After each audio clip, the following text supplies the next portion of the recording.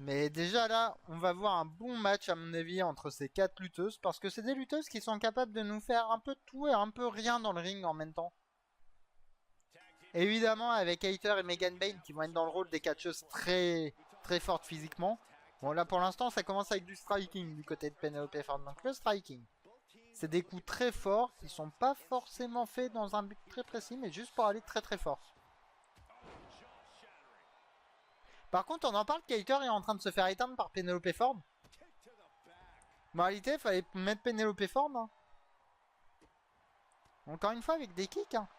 Les kicks, ça a l'air très compliqué à gérer, j'ai l'impression. Au tout premier combo. Parce que mon personnage à la RWE, donc chez Roro, il commence par des kicks et c'est toujours pas simple à gérer. Les kicks en premier coup de combo. Ça a l'air de bien surprendre. Ah bah, petite descente du coude par Megan Bayne sur Jamie Hayter. On voit que pour l'instant, Hayter et Baker, ça a l'air compliqué. Est-ce que c'est vraiment toujours une équipe? Est-ce que c'est pas plutôt deux individualités? Le script que j'ai reçu dit Hayter Baker win, mais pas sûr des sources. Oui, il a failli avoir un... Alors, je sais plus comment ils appellent ça chez WWE. Et Yo Xerox. Oh, ça va en vrai, tu vois. Un running power slam par Megan Bayne.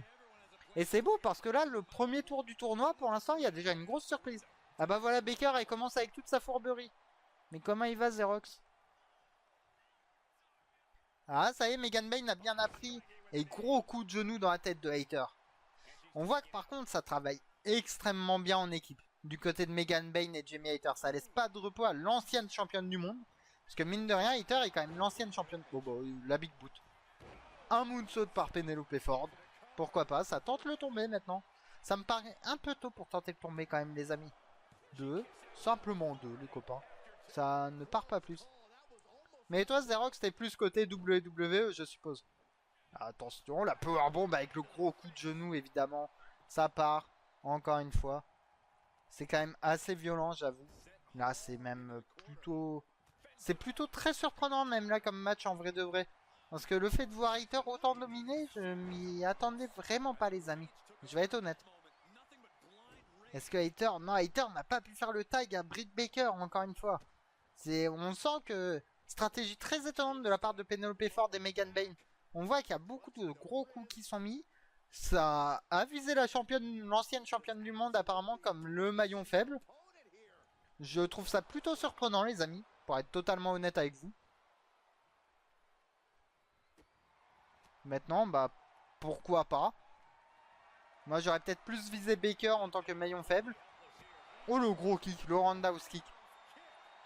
Ah, Hayter, le combo qui a été fait par Baker qui va faire ses premiers pas dans la compagnie. Un gros atemi par Baker, voilà, ça commence. Baker tout de suite va attaquer la main, évidemment pour son détartrage qui est sa prise de finition parce que DMD, sachez-le les amis, c'est docteur en médecine dentaire. Ben en dehors du catch, elle est dentiste. Voilà, c'est la petite info sur Baker. Et anciennement, elle était en couple avec Adam Cole aussi. Ce qui fait qu'il y a beaucoup de ces petits trucs qui se passent dans le vestiaire qu'on lui pardonnait. Bah forcément, elle était amie avec les Young Bucks, amie avec Adam Cole, tout ça. Donc forcément, on lui pardonnait pas mal de choses. Maintenant qu'elle est plus avec Adam Cole, c'est vrai qu'on lui partage beaucoup moins ces petits écarts dans le vestiaire. Attention, Hayter avec un double écrasement, ça c'est beau. Projection dans le... Joli ça. Comme elle revient la Hayter, joli là. Elle va tenter de tomber. Pourquoi pas. Hein. Simplement. Hein. Encore une fois. Ça n'ira pas plus loin. Et qu'est-ce qu'elle va nous faire la Hayter? Oh la grosse clothesline d'Hayter.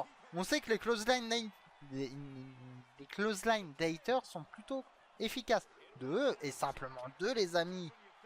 Penelope Ford s'en est sortie de la clothesline. Je suis d'accord avec le public, il scande This is Wrestling. Ça, je suis d'accord. Mais de toute façon, dans le mot AEW, il y a Wrestling. Il y a même Elite. Donc vous voyez, c'est de l'élite du catch. Oh, la jolie passe D, il y aurait eu les Young Bucks, tout ça qui catchaient. Ouais, mais Je sais pas ce que j'ai dit Osmo, mais je l'ai dit, je t'avoue. Pour Megan Bayne. Vendu. Ah, mais clairement, Waspin. De toute façon, moi, j'ai pas honte de le dire. Hein, sur les Young Bucks et sur Osprey, je suis clairement vendu, Waspin. Après, les Young Bucks, je peux être objectif sur les Bucks. Osprey, je peux pas y être. Oh, le Dominator par Megan Bayne sur Jamie Hayter. Yeah. Elle va remettre la championne dans le ring. C'est une bonne strat. Mais pour l'instant, le fait d'isoler la championne est une excellente strat, les amis. Une tentative de tomber. Même pas un. Baker vient casser directement le tombé. C'est quand même fou. Oh la Big Boot, attendez, parce qu'il me semble que Hayter a l'air de se tenir un peu trop la tête à mon goût. Est-ce que Hayter ne saignerait pas de la tête? Mais je crois bien que si. Penelope Ford avec une German. 1, 2. Simplement 2, les amis. Ça, c'est pas joué à grand chose, je crois bien. Qu'est-ce qu'elle va nous faire, Penelope Ford? Elle monte sur la 3e corde. Penelope Ford avec un moonsault. Et le moonsault est passé, les amis, sur Hayter. 1, 2. Et 3. Et bah, première surprise du tournoi, les amis. Megan Bayne et Penelope Ford ont battu Hayter et Baker.